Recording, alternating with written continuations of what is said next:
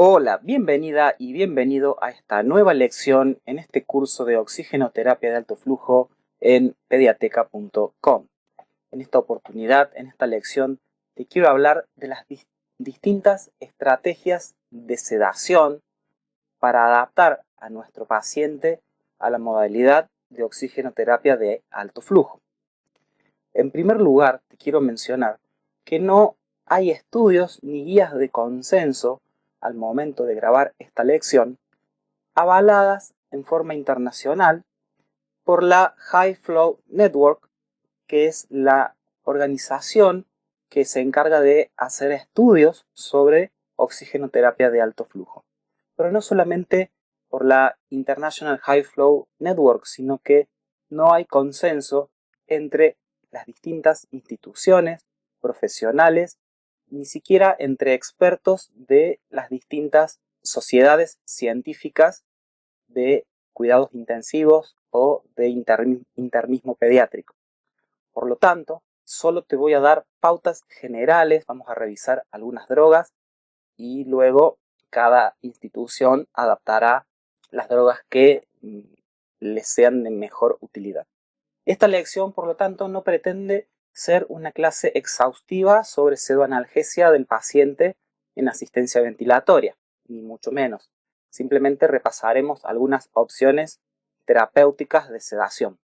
Es tan solo entonces una guía para la utilización de ciertos fármacos que van a permitir una mejor adaptación del paciente al sistema de OAF. La sedación puede ser necesaria porque los flujos de oxígeno nasal mayores a 5 litros por minuto provocan mucho disconfort en el paciente sometido a estas terapias por el flujo de gas que llega a las narinas y a las fosas nasales. Vamos a ver entonces diferentes alternativas que se podrán usar solas o en combinación según la demanda del paciente y sus efectos secundarios y acumulativos. Comenzamos con los opioides, que son las drogas más utilizadas. En primer lugar, porque sabemos que son analgésicos y sedantes por excelencia. Son agonistas de los receptores mu centrales y la morfina es el opioide de referencia. Su metabolismo es hepático con una potencia analgésica y sedativa que nos permite adaptar a nuestro paciente a las modalidades de oxigenoterapia de alto flujo. También tenemos el fentanilo y el remifentanilo. El fentanilo es 50 a 100 veces más potente que la morfina, con un metabolismo también hepático, y el remifentanilo es 15 veces más potente que el fentanilo, con la diferencia de que tiene una vida media muy corta, ya que se metaboliza en las estearasas plasmáticas dentro de los glóbulos rojos y no depende ni de los riñones ni del hígado para su metabolización. Sin embargo, el fentanilo y el remifentanilo no son drogas de uso habitual en estos pacientes, ya que pueden provocar una sedación profunda y una inhibición del drive respiratorio, es decir, del estímulo neural. Pueden llegar a paralizar los músculos respiratorios, incluso el fentanilo puede provocar un tórax leñoso. Por lo tanto, nos quedaríamos con la morfina como droga de elección, una droga titulable en su dosificación, que se puede usar en forma intermitente o también en goteo continuo a 0,1 miligramos kilo por hora. En distintas diluciones, puede ser diluida en 24 mililitros de solución fisiológica o dextrosado al 5% y 1 mililitro hora será igual a 0,1 miligramos kilo hora de acuerdo a la dilución que hagamos, o en 50 mililitros y 2 mililitros hora serán igual a 0,1 miligramos por kilo por hora. En cuanto al del remifentanilo, puede utilizarse como sedación consciente, es decir, tener un niño despierto, tranquilo y sedado, pero con dosis muy bajitas, a 0,01 en un rango que varía de 0,01 a 0,03 microgramos kilo minuto. Esta dilución extremadamente baja puede ser útil por un periodo de tiempo de alrededor de 3 a 5 días, ya que produce muy prontamente taquifilaxia y con muy buenos resultados en cuanto a la sedación consciente. Es una droga que tiene la ventaja de que al momento de suspenderla tiene una vida media muy corta de aproximadamente 15 minutos, con lo cual una vez que se suspende la infusión del remifentanilo, al cabo de ese tiempo, 15-20 minutos en término medio, el paciente deja de tener los efectos de esta droga. Otra opción terapéutica son las benzodiazepinas. Y dentro de este grupo de drogas contamos con dos opciones, midazolam y lorazepam. Midazolam con una vida media corta, con acción sedante, ansiolítica, miorrelajante y anticonvulsivante, y el lorazepam con efectos similares, solo que con una vida media más larga. Son drogas con efecto GABAérgico indirecto a través de receptores benzodiazepínicos en cerebro y en corteza. Tiene un efecto, principalmente el midazolam, de amnesia anterógrada. Son drogas que producen un efecto inotrópico y cronotrópico negativos a nivel hemodinámico, son hipotensores y, dependiendo de la dosis, pueden producir una depresión del drive respiratorio. El midazolam se puede usar por vía endovenosa intermitente, intramuscular, intranasal. Hay algunos trabajos que han propuesto la vía oral, ya que la mucosa oral está muy ricamente vascularizada. Y también se puede utilizar, y es aquí donde el midazolam tiene su mayor aplicación, que es la infusión continua de esta droga, habitualmente a una dosificación de 0,1 miligramos por kilo por hora del paciente, diluido en dextrosa al 5% o en solución fisiológica. En cuanto al lorazepam, no está recomendado el uso en infusión continua, dada su vida media más larga, y por lo tanto se la utiliza en dosis intermitentes de 0,1 miligramos kilodosis, pudiendo variar entre 0,05 y 0,1 miligramos kilodosis por vía endovenosa. Otra droga que también puede ser utilizada es la ketamina. La ketamina es un anestésico general para uso intravenoso y también intramuscular con propiedades hipnóticas, analgésicas y amnésicas a corto plazo, con una duración aproximada de 15 a 25 minutos de su efecto. La ketamina produce una disociación electrofisiológica entre el sistema límbico y el cortical, es lo que se conoce como anestesia disociativa, lo cual nos va a dar como resultado un paciente sedado, anestesiado, con ojos abiertos, sin afectación del drive respiratorio. Es decir, que el paciente va a mantener la función troncal de estímulo neural de su respiración espontánea. No se inhibe la respiración por esta droga. Por lo tanto, la vía aérea se mantiene segura. Actúa sobre vías dopaminérgicas en una parte del cerebro que es el núcleo accumbens y los receptores de N-metil D aspartato a nivel de la corteza prefrontal. Por lo tanto, el paciente recibe analgesia y sedación con ojos abiertos, por eso se la llama una droga disociativa, apnesia y conservación, como bien te dije previamente, del drive respiratorio. Como efecto colateral es una droga taquicardizante, broncorreica, es decir, que produce un aumento del moco a nivel del tracto respiratorio bronquial, y en algunos lactantes puede producir espasmo de laringe. El efecto broncorreico y estos efectos secundarios se pueden contrarrestar con el uso de atropina. La dosificación de la ketamina se puede hacer tanto por vía intermitente, con una vida media muy corta, lo cual no sería una droga de primera elección para dosis intermitentes, pero se la puede usar como droga de inducción a una dosis de 2 a 4 miligramos por kilo por vía endovenosa o intramuscular, con lo cual vamos a tener una duración de la pseudoanalgesia y una anestesia disociativa de alrededor de 15 a 25 minutos.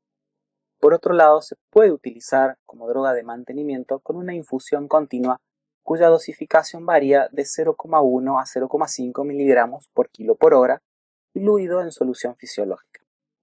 Otra droga con excelentes propiedades para la infusión continua y para la sedación consciente de los pacientes en OAF es la dexmedetomidina. Es una droga agonista alfa 2 a nivel de los receptores adrenérgicos centrales, relativamente selectiva de los alfa 2, con efectos simpaticolíticos, sedativos y analgésicos, con la ventaja de que no tiene efectos ventilatorios, es decir, que no deprime el driving respiratorio de nuestro paciente. La vía aérea se mantiene segura, puedo tener un paciente despierto, consciente, sedado y con un cierto nivel de analgesia. Estos efectos simpaticolíticos incluyen la reducción de la frecuencia cardíaca y la depresión de la presión arterial. Es decir, que puedo tener como efecto secundario bradicardia con hipotensión, y esto va a ser dependiente de la concentración de la droga, de las concentraciones de catecolaminas en el plasma, y en consecuencia ocurren estos efectos adversos que van a ser dependientes de la dosis. Cuando el paciente comience a tener estos efectos inotrópicos y cronotrópicos negativos y de hipotensión, puedo disminuir la dosis e ir titulando la dosis óptima. Off the record se puede utilizar por vía a través de la mucosa oral o también por sonda nasogástrica en infusión continua por tiempos relativamente cortos en aquellos pacientes en los cuales no es posible obtener una adecuada vía venosa para administrar drogas. Hay pacientes que son de canalización dificultosa y que en ciertas situaciones requerimos de los efectos de sedación, y la dexmedetomidina por sonda nasogástrica es una opción con muy pocos efectos secundarios, excepto los inotrópicos y cronotrópicos negativos. Por lo tanto, la vía por sonda nasogástrica es una opción a considerar en aquellos pacientes que lo demanden. Otra opción que podemos utilizar sola o en combinación es la levomepromacina. Es una droga antipsicótica con efectos sedantes a nivel del sistema nervioso central, que actúa como antagonista de los receptores D2 de la dopamina, y por lo tanto es una droga que también tiene efectos inotrópicos y cronotrópicos negativos y puede producir hipotensión. También puede producir alteraciones de la coagulación, prolongación del QT como efectos secundarios. Y para tener en cuenta es que tiene una vida media de alrededor de 24 horas. Es una droga que no deprime el centro respiratorio, no deprime el driving respiratorio a las dosis habituales. Como todas estas drogas, son dependientes sus efectos de la dosis.